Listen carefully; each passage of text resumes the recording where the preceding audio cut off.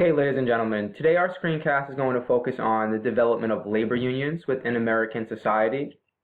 So in class, we've been focusing on the development of industry and the shift that's taking place in American society from a predominantly agricultural society to a mostly manufacturing industrial society.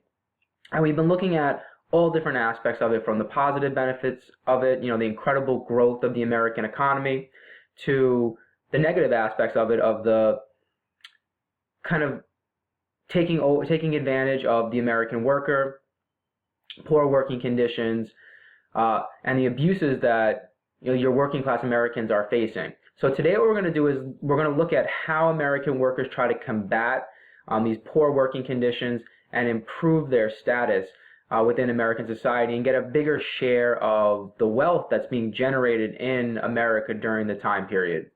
So when you look at it, I like this political cartoon because this cartoon kind of shows you really how the worker is at a disadvantage here.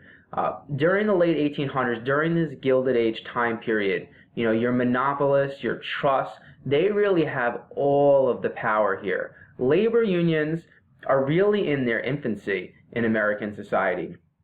And these pioneers, as far as labor unions are concerned, that we're going to talk about today, that are trying to fight for workers' rights, they really have the odds stacked against them for various different reasons.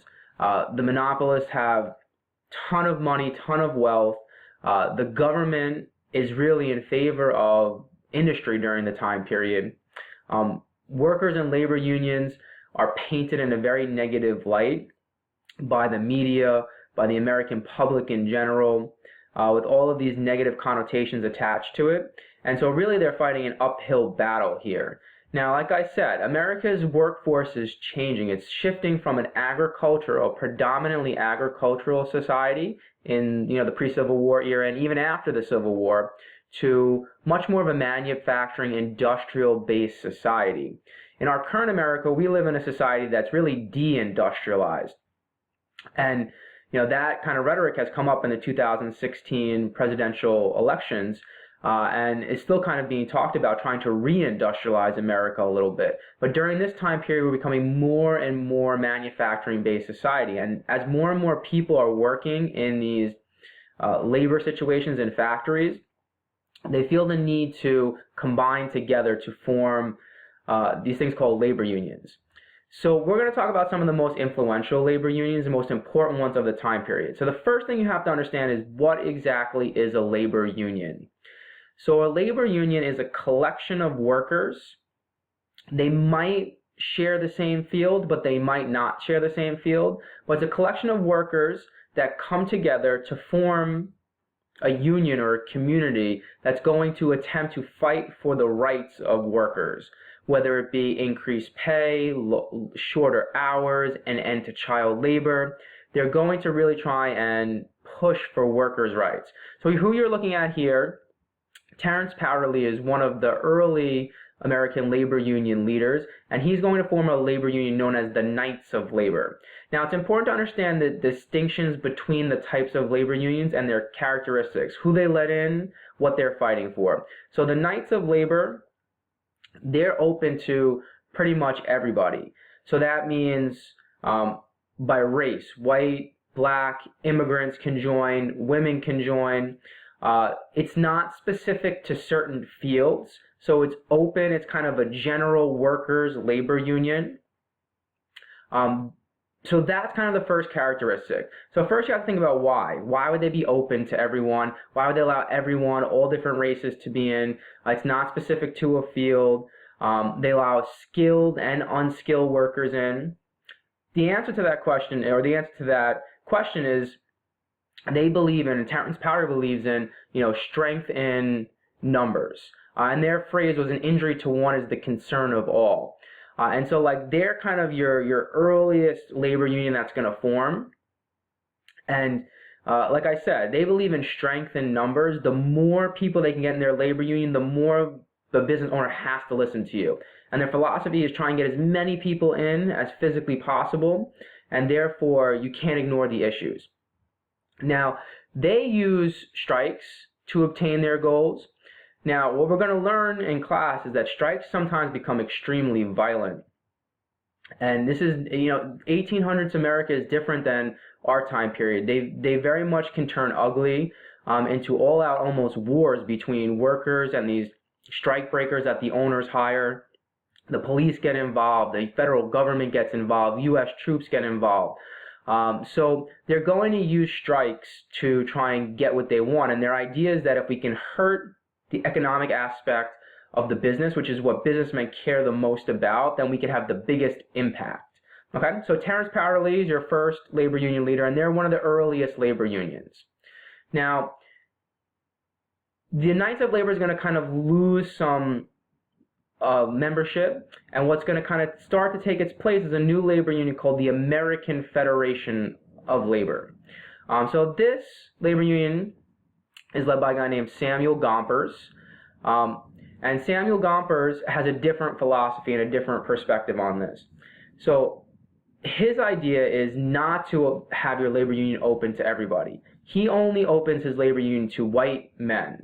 So he's going to exclude black people, he's going to exclude women, he's going to exclude immigrants as well. So white men native born to America. Okay, so there's elements of nativism to this. So he's only going to allow certain groups of people in. The other thing that he's going to do is he's only going to allow in skilled workers. So maybe skilled steel workers or other skilled, manufacturing-based workers. And they organize these workers based off of their particular skill. So underneath the umbrella of the American Federation of Labor, you have different I guess you could call them like sub-unions that they organize these workers into. So he has limited membership, and he also has limited membership in a number of different ways. And their philosophy is that if we bring a certain skill to the table, and we have a higher social status in America, meaning white men, the term they would use is WASPs, like white Anglo-Saxon Protestants.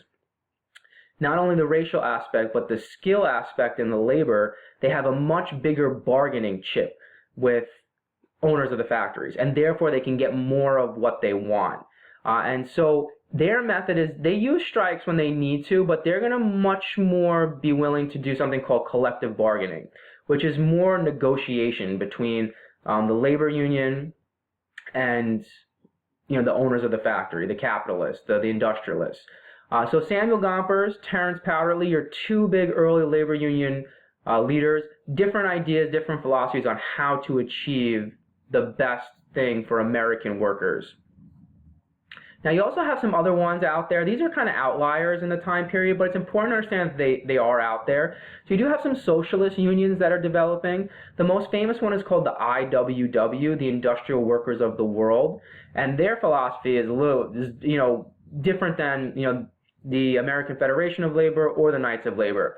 They not only want American workers, their idea is kind of a very communistic idea. They want international membership. So they want workers of the world to unite. If you remember from the Communist Manifesto, that's a big push in Karl Marx's ideology. And they believe that the system of capitalism itself is the problem, and that violence is justified to overthrow capitalism. And so these guys, they want to work within the system. They're not anti-capitalist. They just want workers to gain their share, their fair share. Same thing with Terence Powderly. These guys, however, are kind of anti-capitalist and are willing to go to extremes in order to achieve their goals. So some of their leaders are a guy named Eugene Debs and Big Bill Haywood. And these guys are going to get themselves in trouble with the federal government. They're going to be prosecuted for various different crimes because they are willing to go to these extremes. And the other thing is that being socialist, they're painted as anti-American as well. And this is an important undertone to understand that's going on during the time period. You do have labor unions that are active socialist labor unions. But Americans at large, the media, other Americans who are not involved in labor unions and not involved in this facet of American life, are going to look at these labor unions and they're going to look at them and see them as kind of socialist ideas. And this is the beginning of Americans kind of seeing socialism and communism as almost being anti-American. It's when that philosophy and ideology starts to begin in American history. And that's an important link to understand, because the next era that we're going to move into is called the progressive era. And a lot of progressives are going to be painted as communists or socialists because they have kind of these leanings towards helping the working class and improving the status of the poor, sometimes at the expense of the rich. Now, when you look at the methods that these different groups are going to use, this is what you really have to understand here. This is really a battle. It's a battle between management, which are your industrialists, your Carnegies, your Rockefellers, your Vanderbilts of the world, and then the labor. Now, on the one side, the management has all the wealth, really the wealth. Labor they have the numbers, they have the intensity, they have the cause on their side, but it really is going to be almost a battle on all different kinds of levels here. So what we have to take a look at is what methods do these different sides use. So we're just going to briefly go through it. I'm not going to talk about all these different things. I'm just going to highlight a few different tools that they try to use to win to win the battle over industry and labor during the late 1800s. So first thing that management would do, the industrialist leaders, the capitalist leaders, they would hire, these scabs are what you would call replacement workers. They're going to try, so if people go out on strike, what they'll do is try and break the strike by hiring these people called scabs to come in and replace the workers who are leaving, to try and break a union. Something else that they would do is they hire these people called Pinkertons, and we're going to talk about them tomorrow. Pinkertons are basically kind of like a hired private army, and they specialize in coming in and breaking up strikes, and they fight all-out battles with labor unions. So when we think of labor unions today, we think of like people who go out and they hold signs in front of their place of business, and they shout a slogan. Labor unions and strikes during this time period, they're not like that. These are real battles that take place. People die, people get seriously injured in these things. It's not uncommon at all to have full-fledged pitched battles taking place, and the Pinkertons are going to be involved in some of this stuff, and we'll talk about it. They get involved with Carnegie hires them, other industrialists hire these guys. Some other things that they might do, these two come up pretty often. Blacklisting is that when somebody joins a labor union, management sometimes will just fire that person. And when they fire them, they'll kind of go a step further. They'll not only fire them, but they'll basically pass their name around to all the other industrialists in the area and basically tell them, like, don't hire this person. They're an agitator, they're a labor union organizer, do not hire them. And so they make it almost impossible for someone to get a job who's been labeled as part of this labor union movement. Something else that they'll do is they'll do these things called yellow dog contracts. And what that is when a worker decides that they'd like to work for, a company, they'll make them sign these contracts that basically make it illegal for them to join a union. And if they do join a union, then the management can automatically fire them. So management's trying every tool that they can to try and stop labor unions from developing. Labor unions, I feel like they're going to use tactics that we're a little bit more familiar with. So they're going to use boycotts to try and get people to boycott certain products that are made that are basically from companies that are anti-union. They'll try and inform people about it. They'll go on strikes. They'll try and create one of their best tactics is they'll try and create what's called a closed shop. And a closed shop is where, in order to work in a certain place, you must join the labor union. And for example, our school is a closed shop. So in order for your teachers to work at Francis Lewis High School, they have to be a member of the UFT, which is the United Federation of Teachers.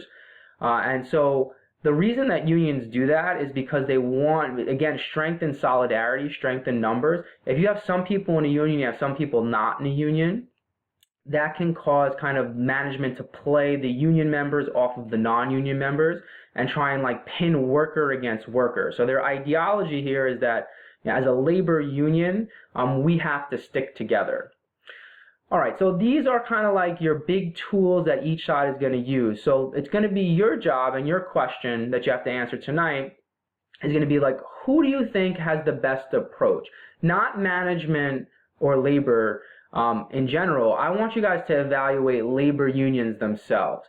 So which labor union, the Knights of Labor, or the American Federation of, the Knights of Labor or the American Federation of Labor, who do you think kind of has the best approach? You could even throw the IWW in there. Who has the best approach as far as achieving goals for workers and getting worker conditions improved? All right, I'll see you guys in class. Good luck with the assignment.